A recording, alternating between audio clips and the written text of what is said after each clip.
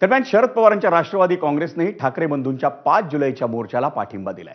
प्रदेशाध्यक्ष जयंत पाटील यांनी कार्यकर्त्यांना मोठ्या संख्येने मोर्चात सहभागी होण्याचं आवाहन केलं। या मोर्चाबद्दल आधी शरद पवारांनी वेगळी भूमिका मांडली होती। कुणीही सांगतो म्हणून सहभाग घेता येणार नाही अशी भूमिका पवारांनी घेतली होती, पण आता मोर्चाला पाठिंबा दिल्याचं पवारांच्या राष्ट्रवादीनं सोशल मीडियावरून जाहीर केलंय।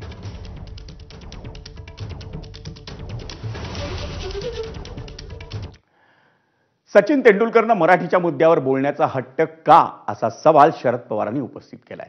तसंच बघून घेतो हे राज ठाकरेंचं बोलणं अयोग्य असल्याचंही पवारांनी सांगितलं।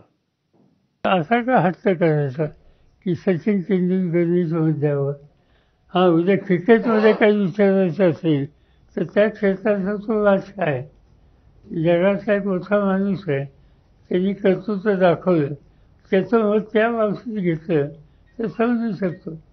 पण नाही त्या गोष्टी म्हणजे त्याच्या दृष्टीनं आपल्या दृष्टीनं महत्त्वाच्या, पण त्याचा संबंध नाही अशांची मतं घेणं आणि त्याच्यात त्यांना कोण कोण येत नाही हे मी बघतो, ही भाषा काही चांगली नाही।